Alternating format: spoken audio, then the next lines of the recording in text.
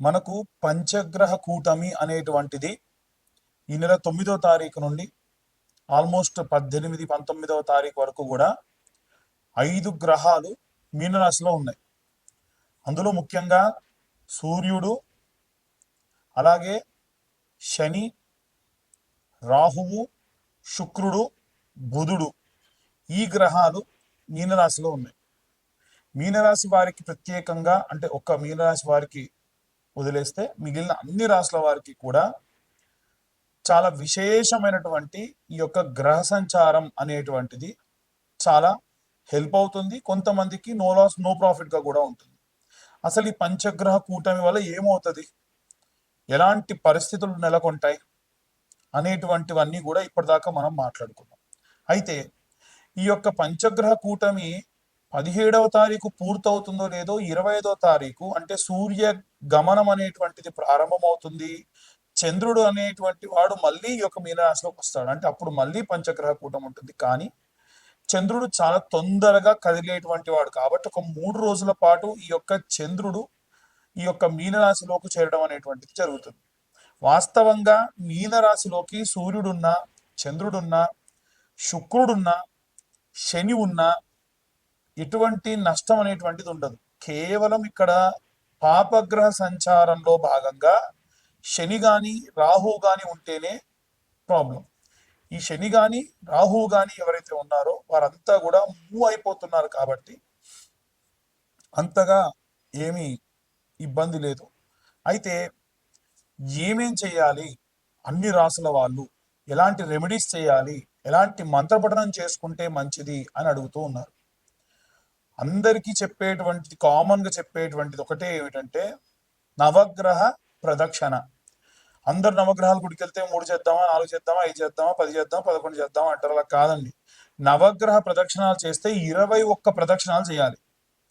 21 ప్రదక్షిణాలు సవ్య దిశలో, ఒక 6 ప్రదక్షిణాలు అపసవ్య దిశలో చేయాలి. ఎందుకంటే ప్రతి గ్రహానికి 3 సార్లు ప్రదక్షిణ చేసినట్టు.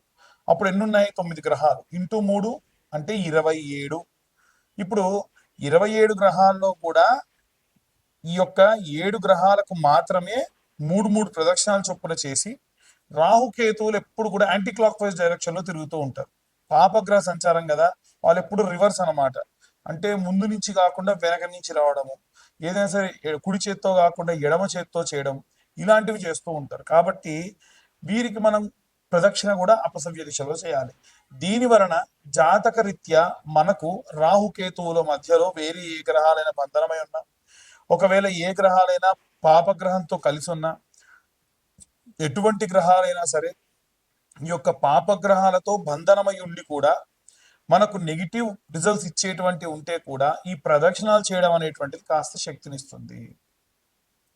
చిన్నపిల్లల దగ్గర నుండి వృద్ధుల వరకు, అంటే చదువుకునే విద్యార్థులు కానీ, గృహిణులు కానీ, ఉద్యోగస్తులు కానీ, వ్యాపారస్తులు కానీ, విడివిడిగా ఏం లేదండి, అందరికీ కామన్గా ఒకే ఒక్క విషయం ఏమిటంటే ఆదివారం నాడు పిరికెడు గోధుమలు ఒక తమలపాకు కానీ ఏదన్నా ఆకు డొప్పలో వేసి దానిపైన ₹1 బిల్ల నిలబెట్టి సూర్యగ్రహానికి నివేదన చేయండి.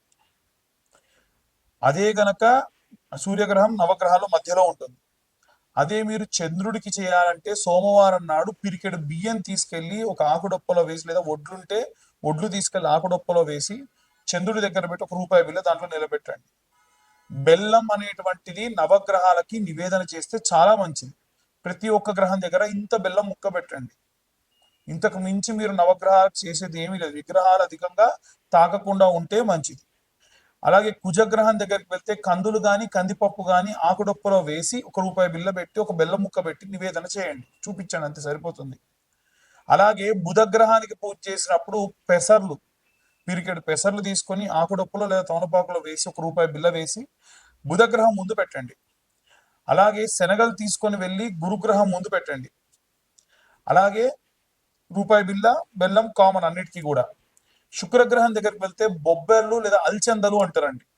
ఈ బొబ్బెర్లు తీసుకొని వెళ్ళి పిరికెడు బొబ్బెర్లు వేసి దాంట్లో ₹1 బిల్ల వేసి పెట్టండి. శని గ్రహం దగ్గరికి వెళ్ళినప్పుడు మాత్రం విగ్రహాన్ని ఎట్టి పరిస్థితుల్లో ఆడవాళ్ళు తాకొద్దు, మగవాళ్ళు కూడా తాకకుండా ఉంటే మంచిది.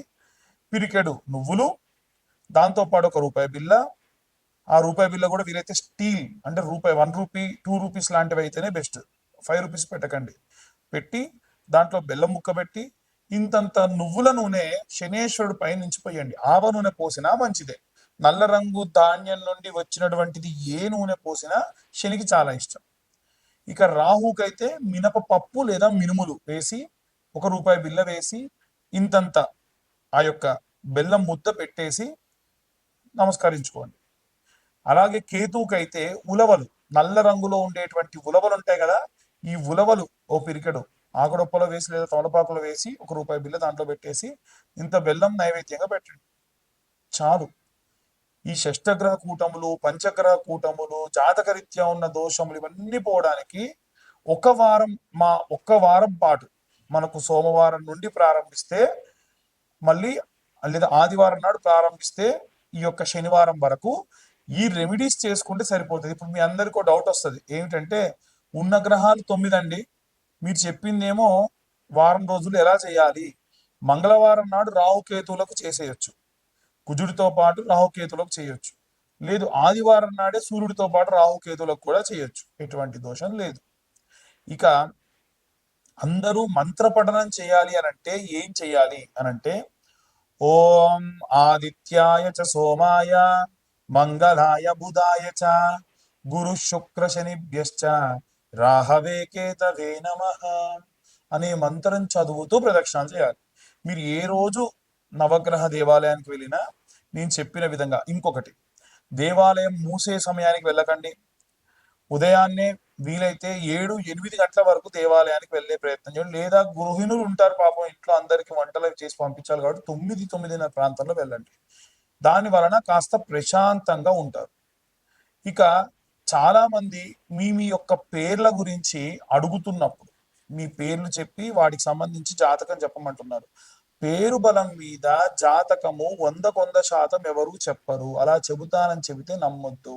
నేను చెప్తానని చెప్పినా నమ్మకండి అని చెప్పే గతంలో, ఇప్పుడు చెప్తున్నా.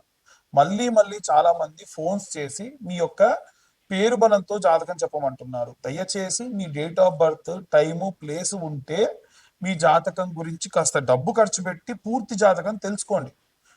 ఒక 2025 రూపాయలు మొత్తం ఈ యొక్క జీవితకాలానికి సంబంధించిన జాతకం 60 పేజీల్లో మీకు అందిస్తున్నా ఈ 2025 సంవత్సరంలో.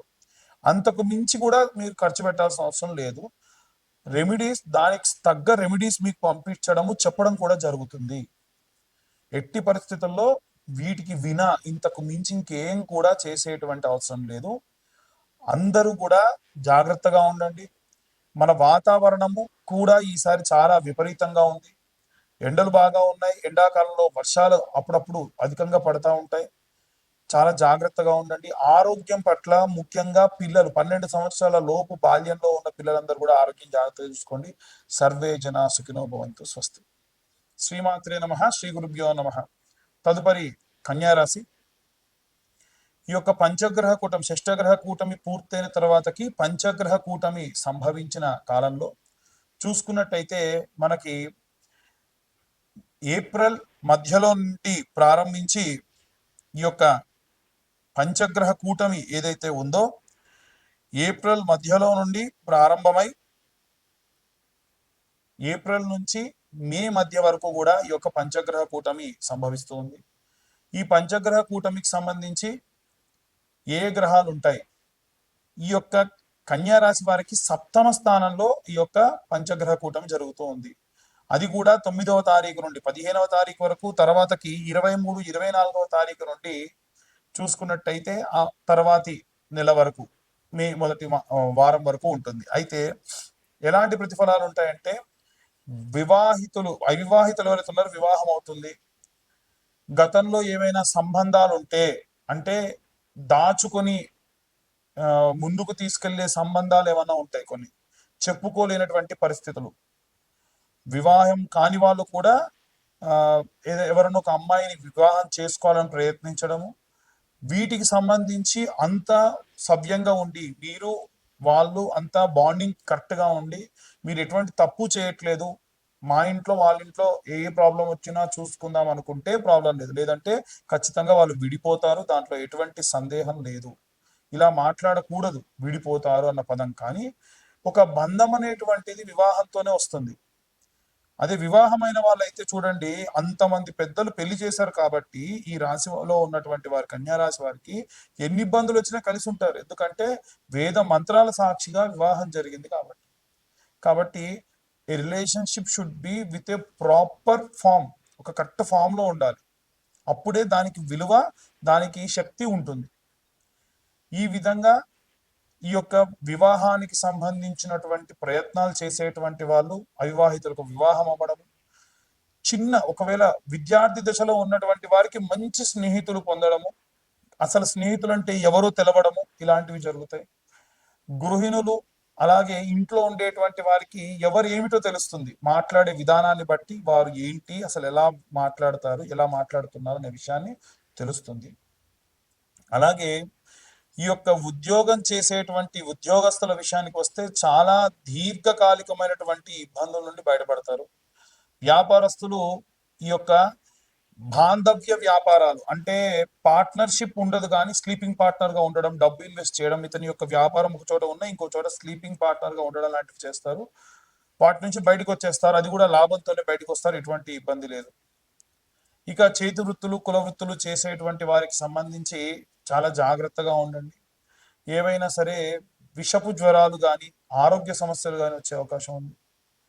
ఈ యొక్క పంచగ్రహ కూటమి పూర్తయ్యే సమయానికి అంటే మే మొదటి వారం వచ్చేసరికి మీరు చూసుకున్నట్టయితే మీకు ఎన్నో రకాలైనటువంటి అనుభవాలు ఉంటాయి. ఇప్పుడు నేను చెప్పే శ్లోకం అన్ని వర్గాల వారు చదివితే మంచిది. వృద్ధాప్యంలో ఉన్నటువంటి వాళ్ళు, రైతులు, చేతి వృత్తులు, కుల వృత్తులు చేసేటువంటి వాళ్ళు అందరూ కూడా.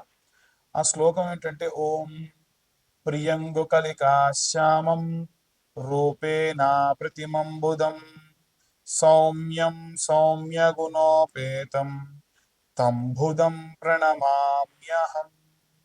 ఈ మంత్ర పఠనం చేయండి, విశేషమైనటువంటి శక్తి లభిస్తుంది.